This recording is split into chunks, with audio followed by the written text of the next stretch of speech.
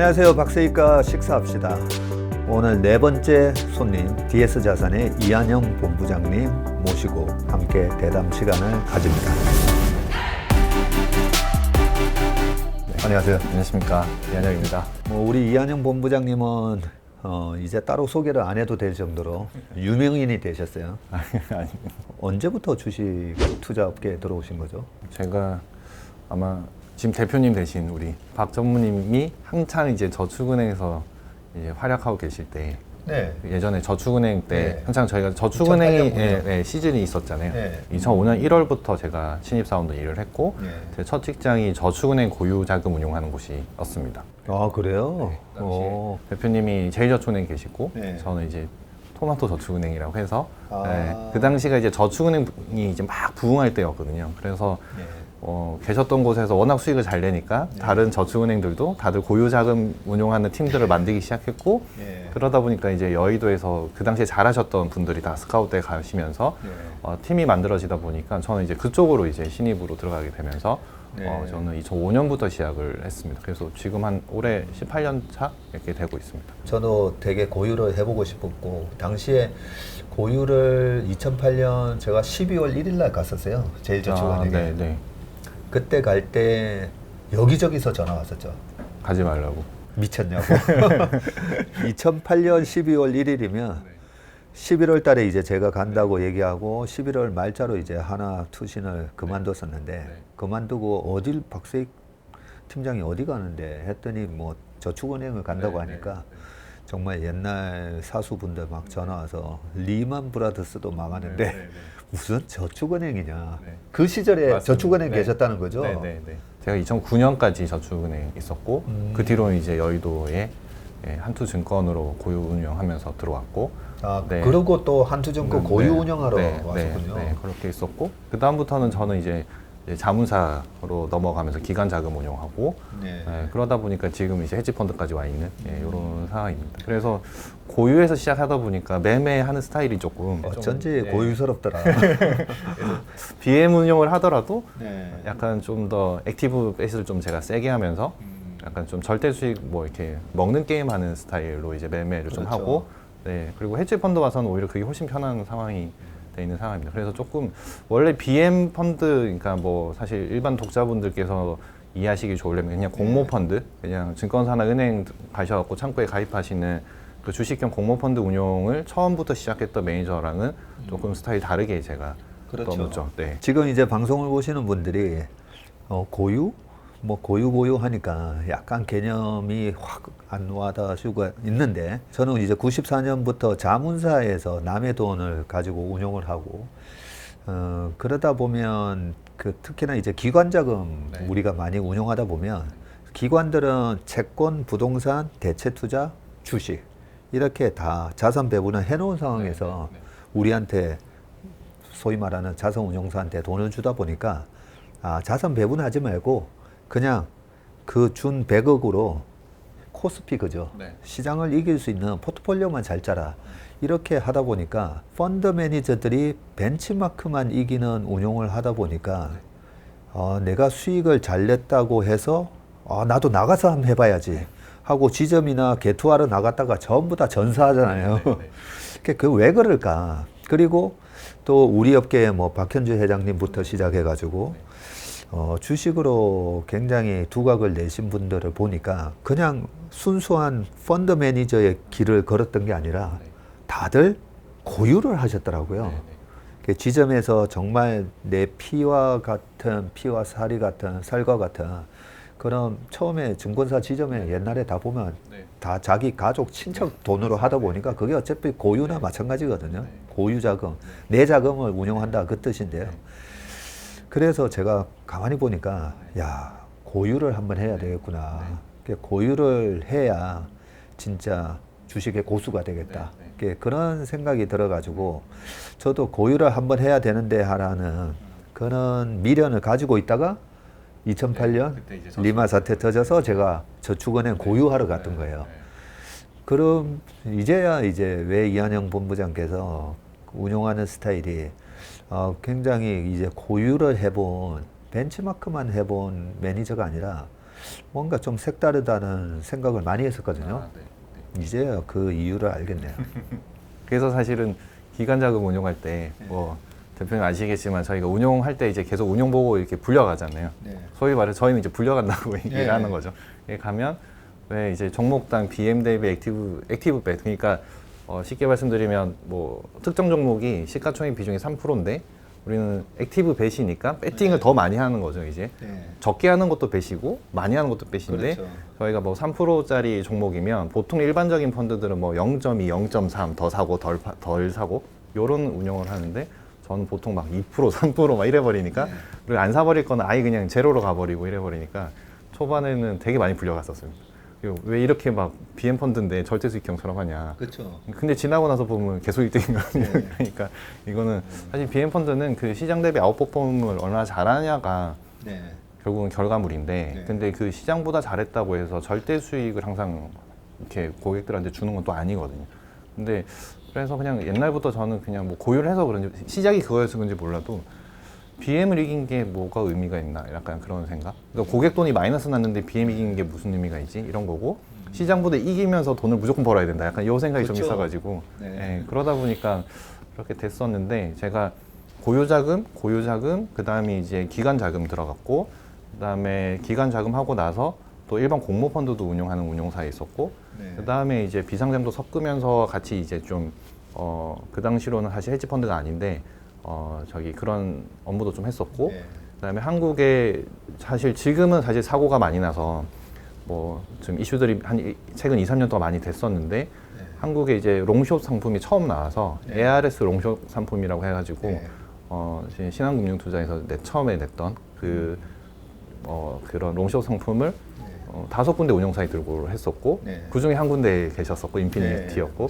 제가 그 당시에 이제 유리치에 있을 때 저도 그 중에 한 명이었죠. 그래서 롱숏 상품도 롱숏이라는 펀드도 한국에서 처음 해봤고 그때 당시에 유리치 성과가 되게 좋았던 걸로 제가 기억하거든요. 그때는 사실 섹터별로 롱숏을 치는 게 엄청 잘 먹히는 시점이어서 뭐 예를 들어 뭐 조선주 롱인데 건설주 숏이다 이게 완전히 먹히는 구간이어서 그렇게 하다 보니까 좀 괜찮았었고 그게 지나고 나서 한 2, 3천억 운용하셨죠? 그 신한에서 했던 롱숏이.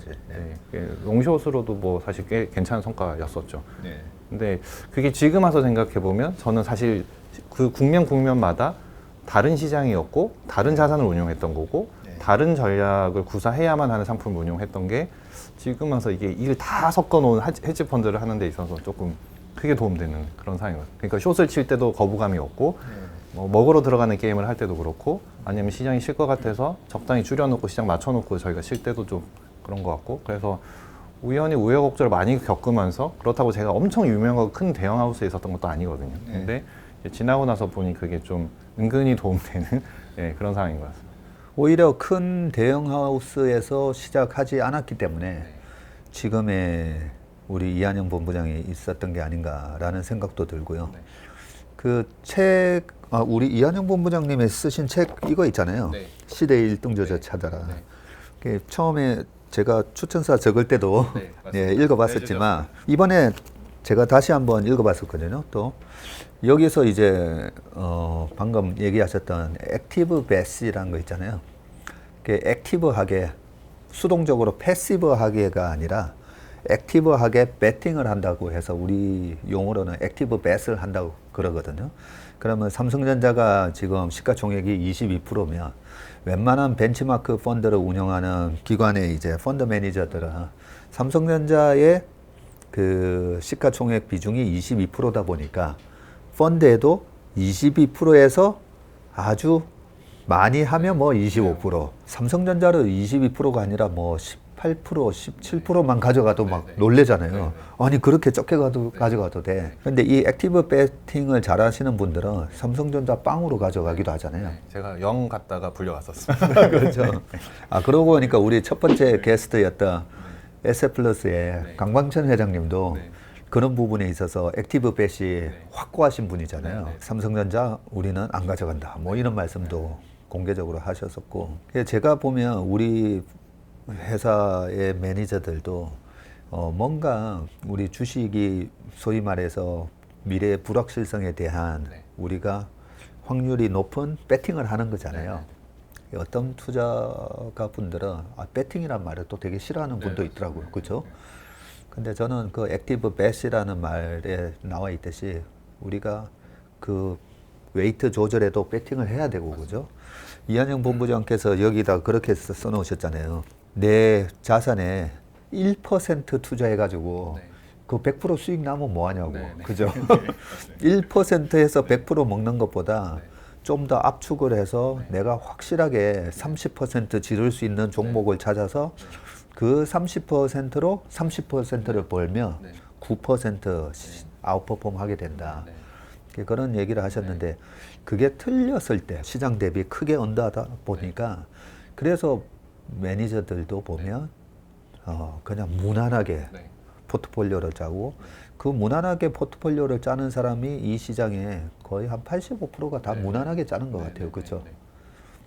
그런 부분이 있었을 때 뭐 물론 책에서도 말씀하셨지만 내가 어떤 확신을 가지고 그렇게 배팅을 하려면 공부를 열심히 해야 된다. 공부를 하더라도 어떤 거를 짚어야 된다. 뭐 이런 얘기는 적혀는 있는데 한 번 더 좀 얘기 좀 해주세요. 이것만은 그래도 확인하고 들어가야 된다. 이런 거 있잖아요.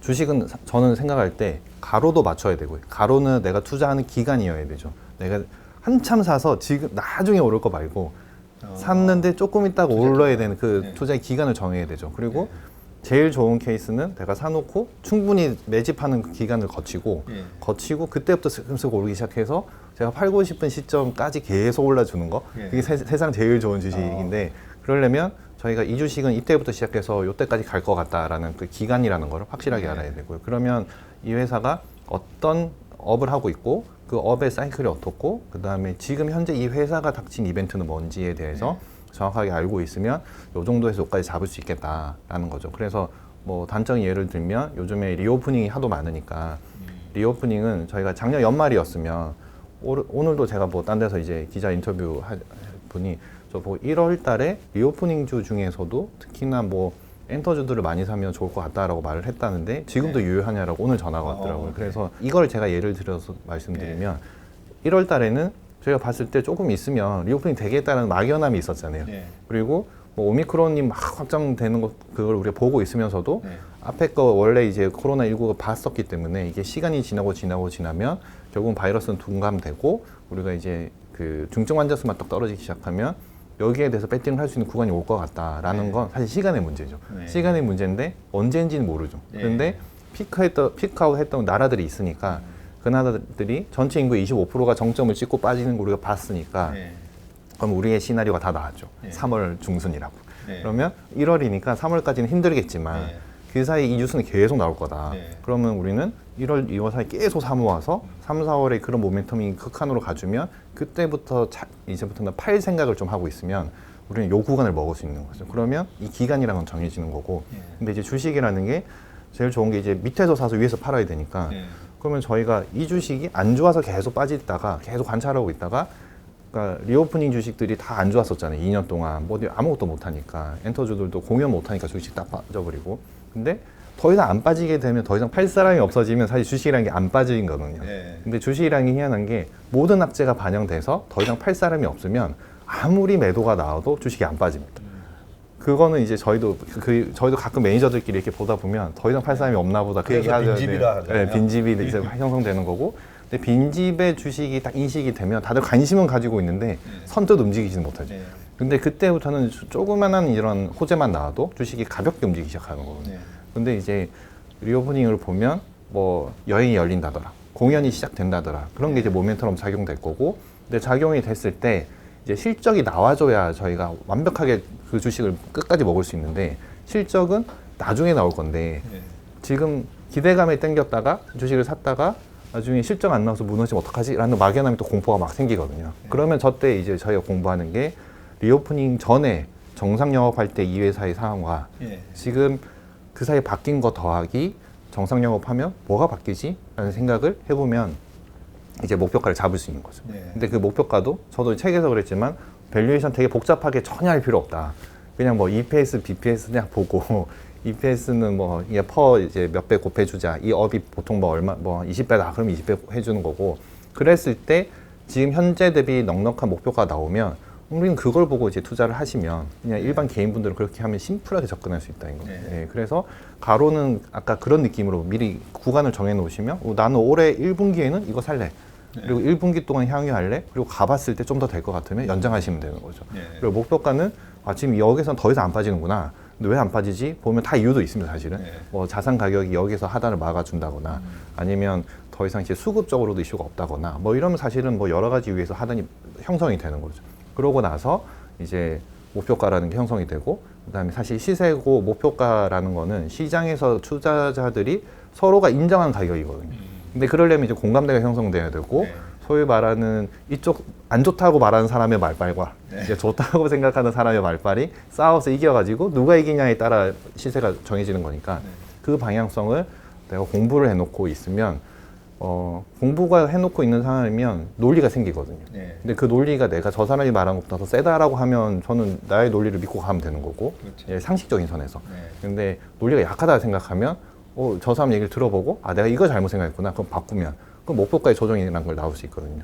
예, 그렇게 두 가지만 딱 정해놓고 가셔도 이제 항상 내가 투자하는 종목에 있어서 확률적으로 계속 높은 확률로 이제 승리를 거두면 그러면 계좌 수익률은 계속 쌓여가는 그런 상황이 되니까 공부하실 때는 꼭 그렇게 해놓고 그런 주식이 길게 갈 수 있는 것들을 계속 찾아내면 그런 것들이 뭐 사실 그 시대에 아니면 그 단기의 시세를 주도하는 주도주가 될 수 있는 거라서 이제 그런 것들만 계속 잘 잡아내놓고 그런 종목을 한 뭐 10개 정도 가지고 계신다 그러면 사실 10개가 동시에 다 오르진 않을 거거든요. 그렇죠. 계속 순환매 탈 거고 긴 시간을 가지고서도 이 시대 때는 이 주식 1등이고 어떤 때는 또 이 주식 1등이고 그러니까 그게 뭐 한 번씩만 돌려서 해도 편안한 투자를 하실 수 있고 굳이 뭐 저희 매니저들처럼 시세 추종해서 시장보다 오늘 뭐 이기고 지고 이런 게임을 하실 필요 없이 그냥 밑단에서 내 거 좋은 거 잘 사놓고 뭐 한 두석 달 뒤에 또 한번 수익 챙기시고 이런 편안한 투자를 하시면 그게 이제 시대 1등주를 가지고 내가 편안한 투자를 할 수 있는 그런 과정 아닌가라는 생각으로 저는 그런 정리를 이제 해드렸던 거죠. 투자의 기간 어떻게 보면 투자의 시간이고 그죠? 우리가 돈을 예금을 맡기면 이자를 받듯이 어떻게 보면 투자를 하면서 기회 비용을 생각을 해야 되고 그런 차원에서 내가 들어갈 때 이 주식이나 부동산이나 투자를 할 때 투자 기간이 참 중요한 것 같아요. 근데 우리 확실히 고유를 해본 사람은 투자 기간을 3년 보고 못 들어가잖아요. 3년 뒤에 올라갈 주식을 어떤 분들은 이제 슈퍼겜이나 뭐 이런 분들은 자기 돈이니까 뭐 계속 밑에서 사모으면 되는데 우리처럼 고유 매매를 해보거나 뭐 펀드를 운용해 본 사람들은 6개월에서 1년 성과가 안 좋으면 바로 그죠. 뭐 펀드를 뺏긴다든지 그렇게 또 항상 뭐 순서를 매기다 보니까 우리 이한영 본부장님은 3년 연속 1등해서 좋으시겠어요? 아니, 그거는 이제 펀드로 그다음에 저는 사실 저희 본부가 약간 드림팀이라 생각하거든요. 4년 전에 저희가 만나서 세팅해서 3년간 계속 1등을 했고 그 사이에 5명 시작했던 멤버가 지금 8명 돼 있고 저희가 지금 그때 한 1,800억 정도 들고 시작했는데 지금 저희 본부만 한 8,500억 정도 하고 있고 그 사이 계속 1등이었고 그러니까 이제 이게 저희는 역사가 좀 쌓여 있고 근데 그거를 같이 겪어온 그 멤버들이 저는 사실 인복이 되게 좋았던 거죠. 그래서 뭐 스타일이 다 다른 매니저들 잘 섞어가지고 그다음에 서로가 도움 주면서 계속 왔던 게 저희 되게 좋았고 사실 뭐 혼자 할 수 있는 건 아닌 거잖아요. 저희가 매니저 하는 게 그래서 그런 면에서 저는 다들 요새 저한테 그 똑같은 이렇게 축하를 많이 해주시거든요. 3년수 1등해서 좋겠다 하지만 저는 그냥 진짜 저희 멤버들 잘 만나서 그냥 저는 그냥 인복의 덕분에 그냥 운이었다고 생각을. 그 운용을 잘하려면 좋은 운용 팀이 있어야 된다 생각하거든요. 그 지금 우리 이한영 본부장 그 팀에는 지금 8명의 이 장수들이 있다는 얘기잖아요. 그렇죠? 그리고 그 팀워크가 되게 좋다는 얘기잖아요.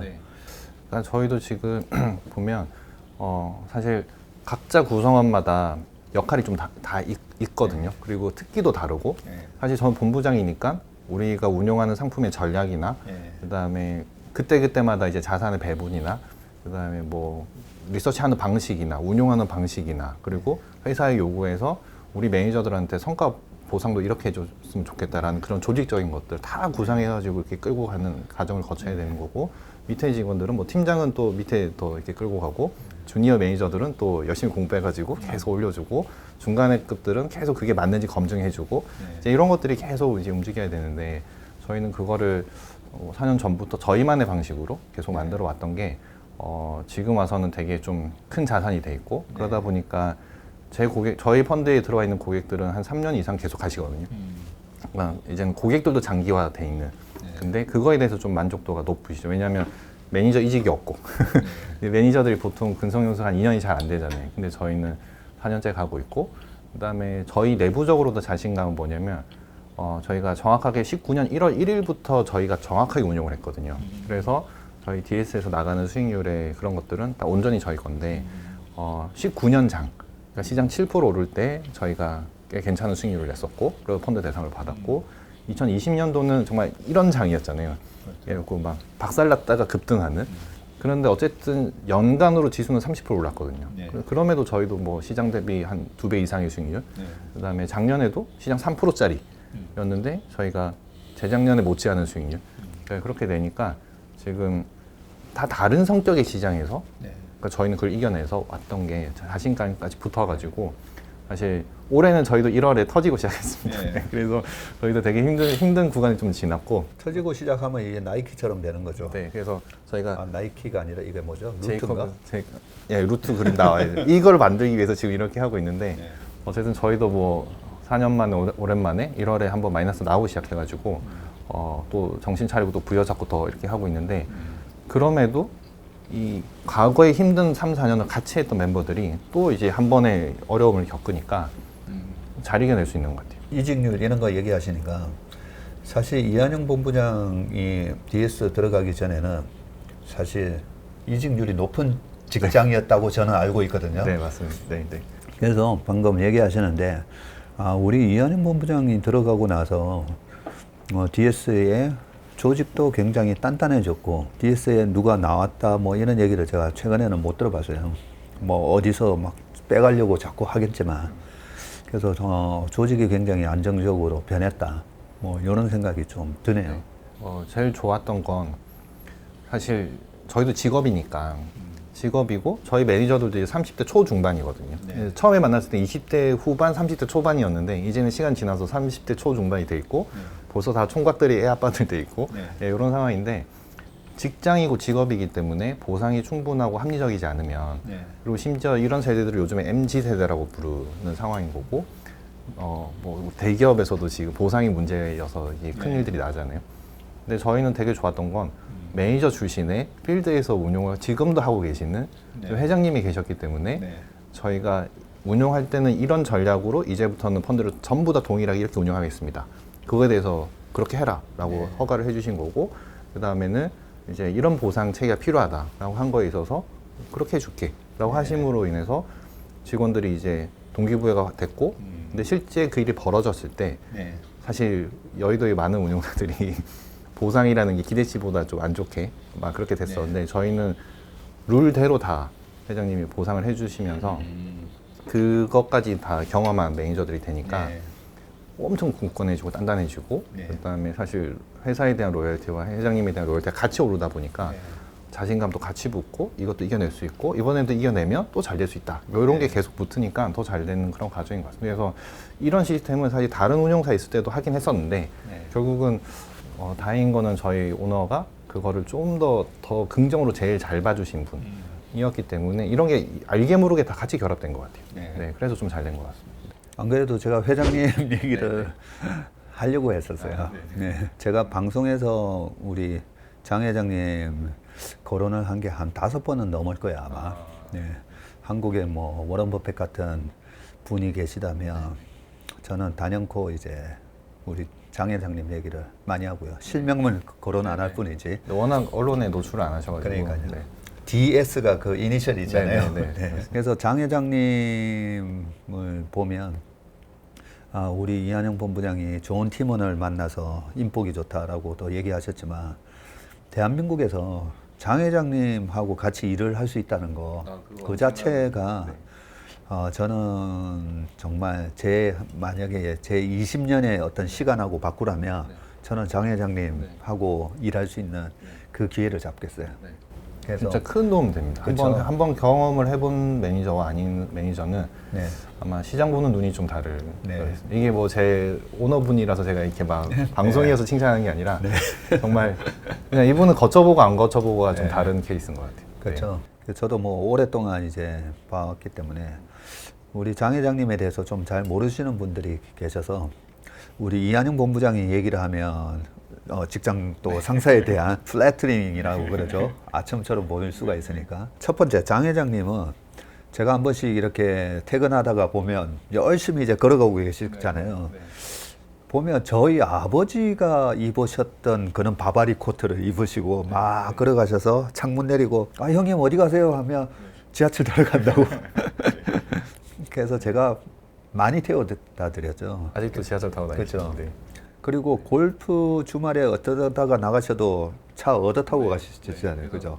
저도 모시러 갔는데 차가 집에 아예 아예 선수 없어요. 운전을 하시는 차가 없는 거죠. 면허증이 없습니다. 면허증도 네. 없으시고. 네. 그래서 저희가 회사에서 이제는 저희 회사도 되게 커졌고 네. 회장의 안전도 좀 필요하니까 네. 그래서 저희가 회사 차를 해드렸어요. 네. 근데 결국은 안 타셔가지고 네. 반납했습니다. 아 반납했어요? 네. 아 그 차 저한테 좀 달라고 그러려고 했더니 그러다가 지금 최근에 다시 한 대 나옵니다. 그래서 이제 그것도 그냥 그 카니발 한 대 해가지고 네. 회장님 아마 많이 안 타실 것 같아요. 지금 봐도 잘 됐네요. 탐방 가실 때나 좀 쓰실 것 같고요. 네. 네. 그리고 회장님을 통해서 같이 일을 한 건 아니지만 이 오고 가면서 참 많은 걸 저희가 배웠던 것 같은 게 제가 제 운영을 할 때 있어서 아까 뭐 IQ가 80이 되라 시장 앞에서 교만한 자의 무덤이다. 주식시장은 교만한 자의 무덤이다 라고 얘기를 하면서도 항상 떠오르는 분이 장 회장님인데 장 회장님이 길거리에서 또 이래 점심 먹고 가든지 IR 가다가 만나면 저한테 그러잖아요. 뭐 좋게 보냐고. 박전무 뭐 좋게 봐 하면 제가 그 눈빛을 보면서 되게 민망해요. 눈빛을 보면서 아니 주식으로 따지면 초절정 고수분이신데 나한테 저 물어보시는 게 건성으로 그냥 물어보시나 해서 뭐 얘기를 하잖아요. 굉장히 진지하게 들으시잖아요.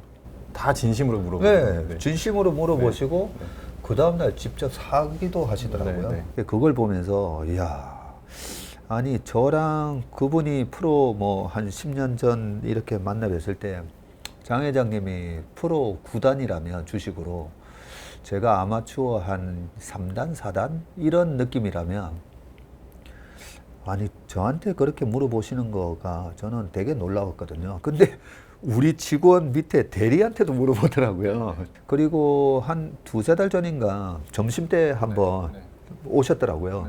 우리 매니저들끼리 점심 먹는데 장 회장님 따라오신 거예요.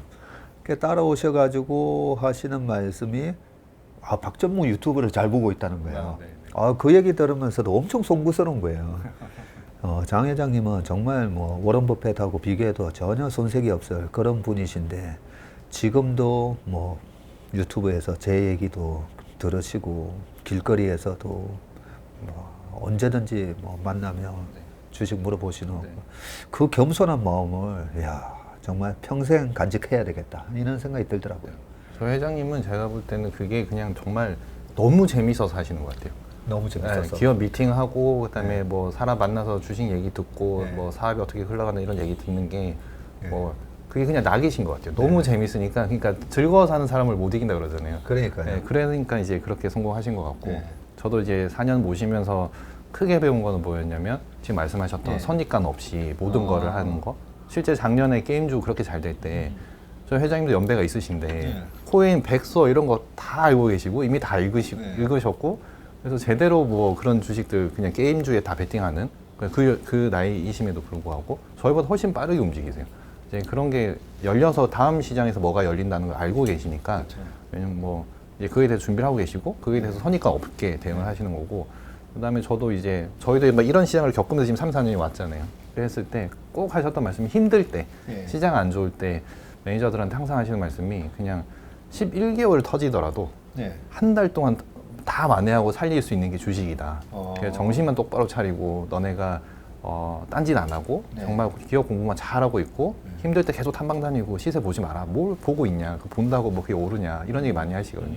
근데 그 두 가지는 정말 저희도 그냥 쉽게 할 수 있는 말이지만 그걸 옆에서 계속 하시는 걸 보고 듣고 실제 저희 회장님은 회장실 안 쓰시거든요. 저희 회사 와보셨을지 알지만 회장실에는 정말 텅텅 비어 있어요. 펜 한 줄 없잖아요. 저희 직원들 바로 옆자리에 요만한 부스에 그냥 남들이 보면 그냥 신입사원 자리처럼 돼 있는 거기에 쓰시거든요. 그리고 하루에도 기업 미팅 뭐 4-5개씩 하시고 그러니까 저희 회사 매니저들이 엄청 미팅을 많이 하는 하우스로 저희는 유명한데 저희의 이 액티비티를 더 높게 그 유지할 수 있는 할 수밖에 없는 이유가 회장님이 그렇게 하시니까. 그렇죠. 네. 저희가 안 하면 좀 민망한 상황이 네. 벌어지는 거고 그리고 그렇게 하시는 걸 보고 저희는 저렇게 해야 진짜 이렇게 버는구나. 그리고 아침에 때 아직도 매일 오시거든요. 아침에 8시 때. 모닝 미팅 때 네, 계속 참석하세요? 참석하십니다. 그래서 뭐라고 이제 얘기는 안 하세요. 그냥 네. 가만 듣고 계세요. 근데 이제 그 듣고 오시고 저희가 얘기했던 게 있으면 의견이 있으시면 나중에 다 듣고 나서 한 번씩 이렇게 얘기를 하시거든요. 그러면 이제 그런 것들이 저희도 되게 좀 큰 도움이 되고 근데 그렇게 같이 생활을 하시고 이제 부딪히고 가니까 저희는 되게 편하게 저희 회장님을 이렇게 대하는데 이게 나중에는 정도 들고 이제 로열티도 들고 이러다 보니까 뭐 그렇게 같이 오는 좋은 하우스 분위기 그게 오히려 더 수익률도 더 길게 가고 우리 회사의 약간 문화 그렇게 되는 것 같아요. 회장님이 탁구도 잘 치시고 네, 저희는- 회사에 탁구대가 있죠? 네네. 저희는 탁구장이 항상 붐빕니다. 이게 아 그래요? 장 중일 때도 저희도 치고요. 그냥 네. 아무 상관없이 그냥 칩니다. 네. 그냥 머리 아프면 치고 저도 수익률 안 좋을 때 지금 2월 달에는 저도 좀 많이 쳤습니다. 그리고 치고 있으면 슬슬 다 모이고 네. 회장님이 또 오시면 같이 내기하게끔 네. 계속 이렇게 해서 내기를 합니다. 네. 뭐 큰 돈은 아니지만 그냥 10,000원 걸고 그냥 그렇죠. 치고 또 근데- 승부욕 강하시잖아요, 아, 회장님. 다 이기셔야죠. 그러면 회장님 이기실 때까지 치는 거네요. 아니요, 저희가 혹시? 이제 봐드리지 않죠. 그러니까. 네. 근데 이제 서로 근데 스케줄이 회장님이 있으니까 탁구 수준이 좀 높은 걸로 제가 알고 있거든요. 저희가 더 높아졌습니다. 아 그래요? 네.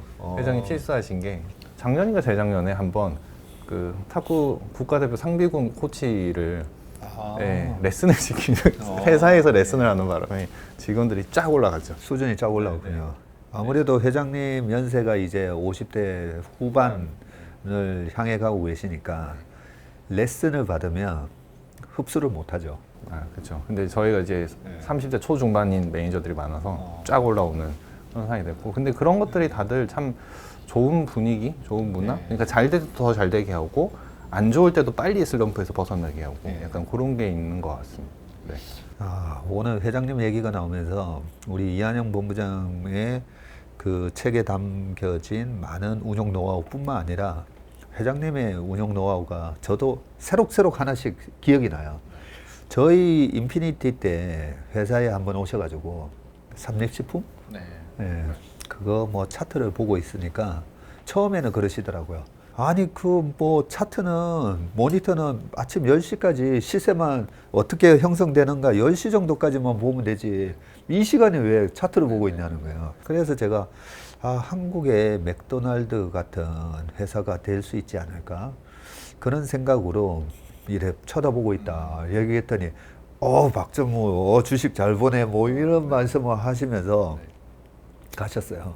근데 제가 그때 왜 그걸 보고 있었냐면 제가 중요하게 보는 게 52주 신고가잖아요. 네네네. 그래서 좋을 때 있었습니다. 그러니까요. 네네네. 그래서 52주 신고가를 낸 종목이었어요. 네네네. 그러면서 이제 시장이 메시지를 줬으니까 이런 장에서 그때도 보면 시장이 뭐 2015년, 16년 뭐 이때였을 것 같은데 장이 별로 좋지는 않았었는데 얘는 왜 이렇게 강한가 하면서 뭐 뉴스 찾아보고 막 이것저것 보고 있었어요. 그러면서 이제 한국의 맥도날드 같은 기업 뭐 이런 얘기를 하니까 이제 그런 말씀을 하셨는데 지나고 보니까 그 52주 신고가를 만드신 게 회장님이셨더라고요.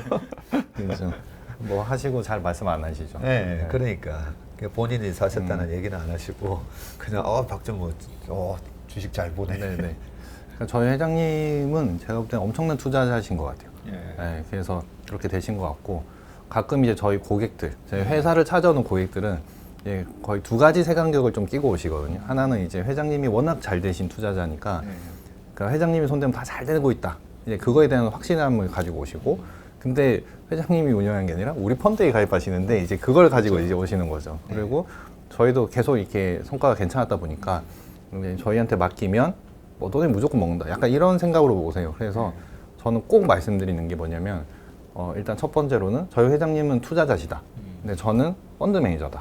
그러니까 우리는 펀드를 관리하는 매니지먼트를 하는 매니저이기 때문에 이제 우리가 인베스터가 아니라 우리는 펀드 매니저라고 불리는 사람들이어서 이제 좀 다르게 보셔야 된다. 근데 회장님처럼 투자를 하실 거면 정말 길게 가셔야 되는 이제 그런 분들한테 적합한 뭐 각종 조언들이 강방천 회장님이나 이런 분들이 해주시는 말씀이 이제 그런 스타일의 투자를 하시려면 그렇게 가셔야 되는 거고, 그게 아니라 저희처럼 소위 말하는 간접 상품에 가입을 하셔갖고 저희한테 맡기시는 거는 저희는 국면마다 대응이거든요. 대응을 해서 시장보다 더 좋게, 그리고 안 좋음에도 불구하고 좀 덜 수익이 마이너스 나게 하면서도 먹을 때 확실하게 내서 절대 수익을 완전히 잡아내주는 이제 그런 스타일의 매니지를 하는 쪽이라서 그걸 감안하셔서 저희한테 오셔야 되고, 저희는 그러다 보니까 뭐 분기당, 반기 뭐 1년 단위로 평가를 받는 사람이다 보니까 좀 다르게 매매를 하는 거에 대해서는 그걸 이해를 하고 들어오셔야 된다고 계속 말씀을 많이 드리죠. 근데 이제 일반 개인분들은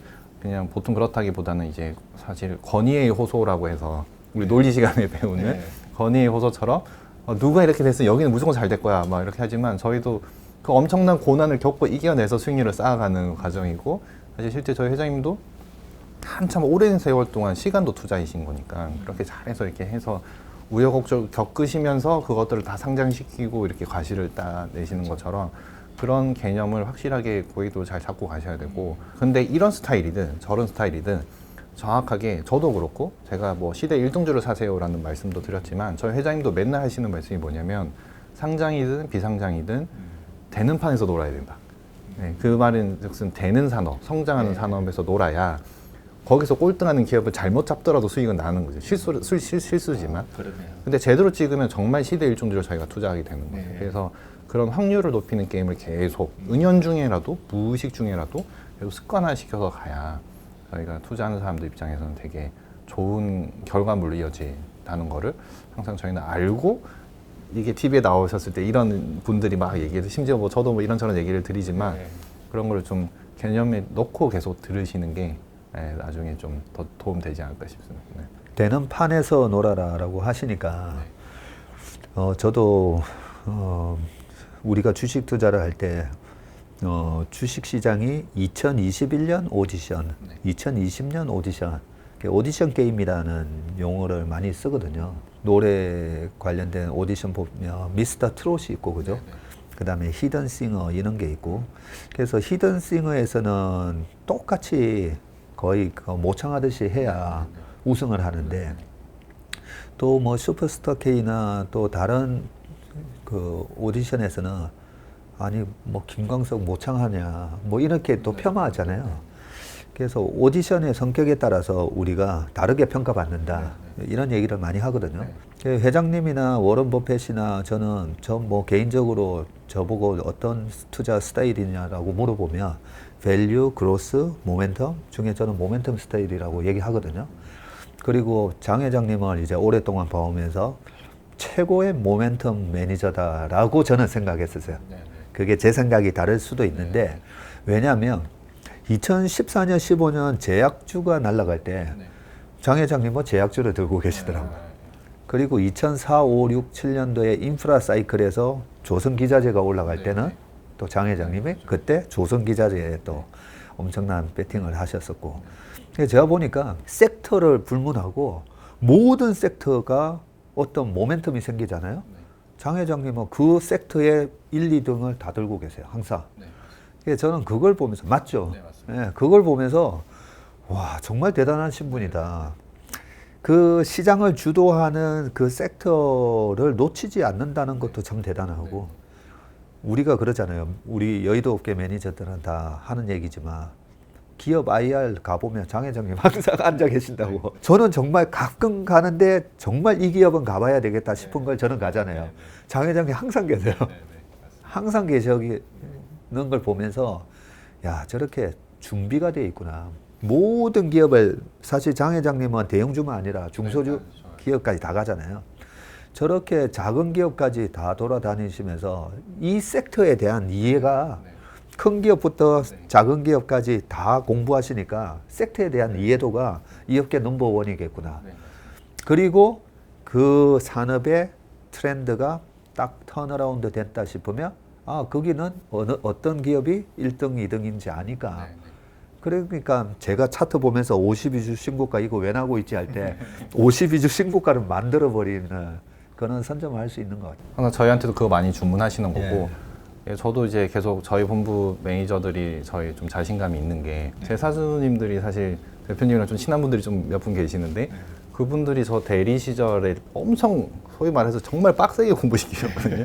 저도 정말 매일 인덱스 레포트 종목 다 쓰고 산업 다 쓰고 그래서 초반에 한 2, 3년은 정말 그냥 맨날 레포트만 썼는데 지금 지나고 나서 보니 그거가 해 있었기 때문에 시간 지나서 보니 어떤 섹터의 종목이 나와도 저는 그걸 다 알고 있거든요. 그렇죠. 그리고 최근 뉴스만 업데이트하고 실점 업데이트되면 바로 매매가 가능한 상황이 되는데 저도 똑같이 가르칩니다. 지금 제 밑에 친구들은.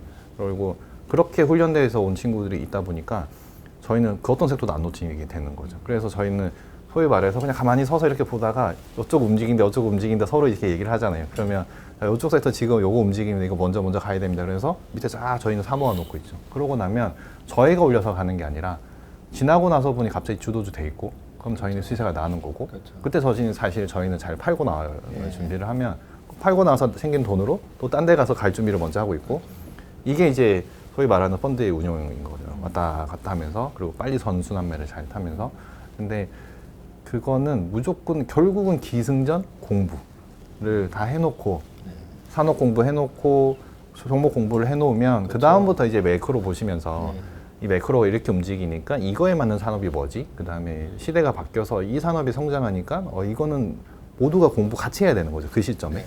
그랬는데 어쨌든 산업을 공부해놨던 방식을 알면 우리가 소위 말하는 밸류 체인, 서플라이 체인을 쫙 우리가 나래비를 세워놓고 대장부터 꼴등까지 순서를 딱 정해놓고 나면 결국은 대장주를 많이 사버리고 밑에 중소형주들을 조금 사면 여기서 수익의 본진의 수익률을 만들어주면서 여기선 플러스 알파의 수익률만 먹으면 되는 거니까 이거 굵직하게 먹는 와중에서 여기가 급등하면 팔아버리면 되는 거죠.